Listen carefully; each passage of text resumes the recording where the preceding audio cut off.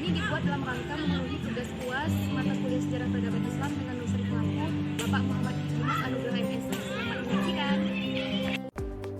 Sejarah peradaban Islam di Cordoba, Spanyol dimulai pada tahun 169 sebelum Masehi. Dahulu, kota ini bernama Iberribark, dibangun oleh Kekaisaran Romawi. Cordoba begitu terkenal setelah menjadi ibu kota Kekaisaran Romawi di bawah pimpinan Kaisar Locho. Julius Caesar, salah seorang panglima militer Romawi, juga sempat melakukannya pada tahun 45 Masehi. Nah, teman-teman, dalam proses penaklukan Spanyol terdapat 3 pahlawan Islam yang paling berjasa, yaitu Tariq bin Malik, Tariq bin Ziyad, dan Musa bin Nusair. Dalam hal ini, Tariq bin Malik yang bertugas sebagai perintis dan penyelidik memberanikan diri untuk menyeberangi selat yang berada di antara Maroko dan benua Eropa saat itu dengan membawa satu pasukan perang. Adapun sejarah panjang yang dilalui umat Islam di Spanyol itu dibagi menjadi 6 periode. Periode yang pertama yaitu pada tahun 711 sampai 755 Masehi. Periode yang kedua yaitu pada tahun 755 sampai 912 Masehi. Berikutnya periode yang ketiga yaitu pada tahun 912 sampai 1013 Masehi. Dan periode yang keempat yaitu pada tahun 1013 sampai 1086 Masehi.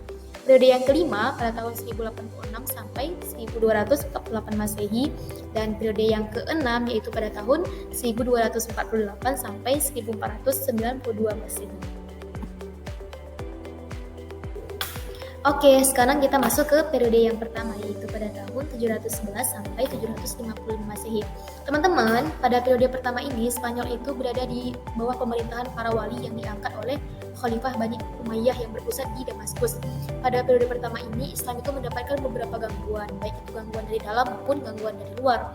Gangguan dari dalam antara lain berupa perselisihan antara elit penguasa akibat perbedaan etnis dan golongan. Sedangkan gangguan dari luarnya datang dari sisa-sisa musuh Islam di Spanyol yang bertempat tinggal di daerah-daerah pegunungan yang memang tidak pernah tunduk kepada pemerintah Islam.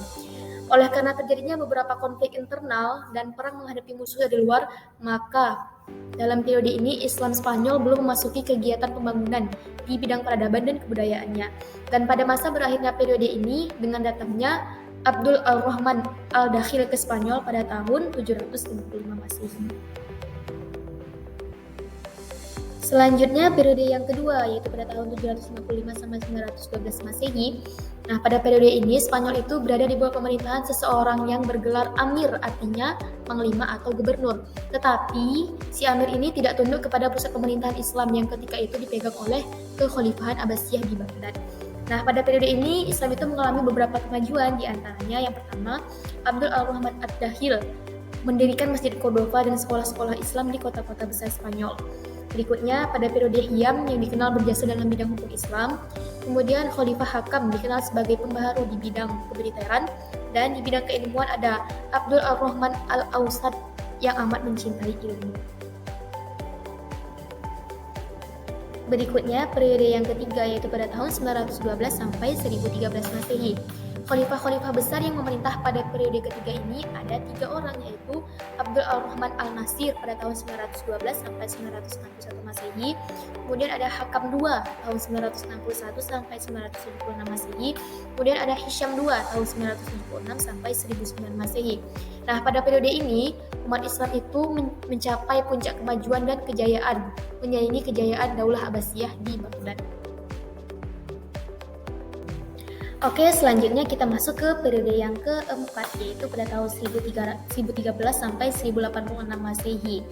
Nah, pada periode keempat ini, Spanyol itu terpecah belah menjadi lebih dari 30 negara kecil di bawah pemerintahan raja-raja golongan atau Al-Mulukut Tawaif yang berpusat di suatu kota seperti Seville, Cordoba, Toledo, dan sebagainya. Pada periode ini, umat Islam di Spanyol itu kembali memasuki masa pertikaian internal karena kelemahan yang menimpa perpolitikan umat Islam pada saat itu. Untuk pertama kalinya orang-orang Kristen mengambil inisiatif untuk mengadakan penyerangan. Kita masuk ke periode yang kelima yaitu pada tahun 1086 sampai 1248 Masehi. Nah, pada periode ini Islam di Spanyol itu masih terpecah-pecah menjadi beberapa negara kecil. Namun ada kekuatan yang dominan seperti dinasti Murabitun tahun 1086 sampai 1143 Masehi dan dinasti Muwahhidun tahun 1146 sampai 1235 Masehi.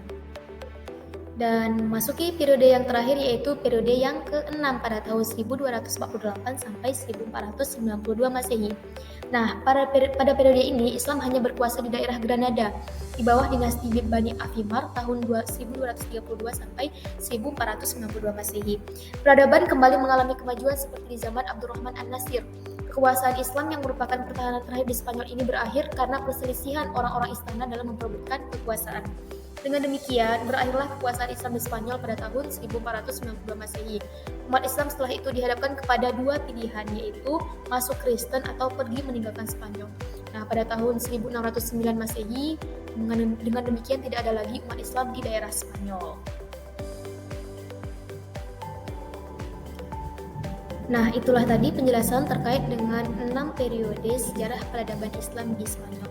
Berikutnya kita akan membahas terkait dengan penyebab kemunduran dan keruntuhan peradaban Islam di Spanyol.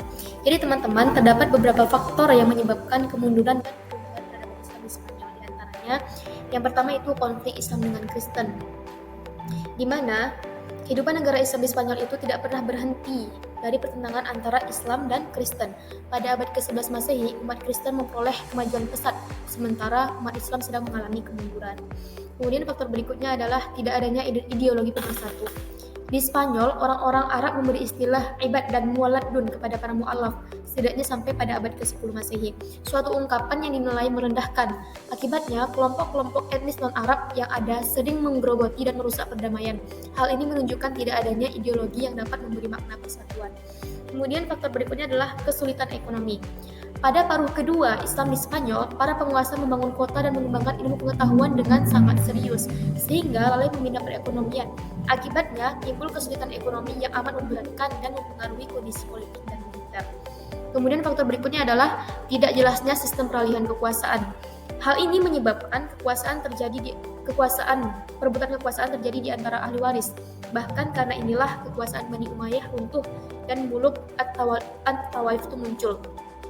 Granada yang merupakan pusat kekuasaan Islam terakhir di Spanyol jatuh ke tangan Ferdinand dan Isabella, diantaranya juga disebabkan permasalahan ini. Kemudian faktor yang terakhir adalah keterpencilan. Spanyol Islam bagaikan terpencil dari dunia Islam yang lain. Ia selalu berjuang sendiri tanpa mendapat bantuan kecuali dari Afrika Utara. Dengan demikian, tidak ada kekuatan alternatif yang mampu membendung kebangkitan Kristen di sana.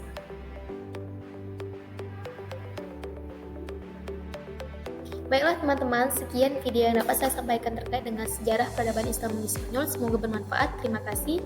Wabillahi taufiq wal hidayah. Wassalamualaikum warahmatullahi wabarakatuh.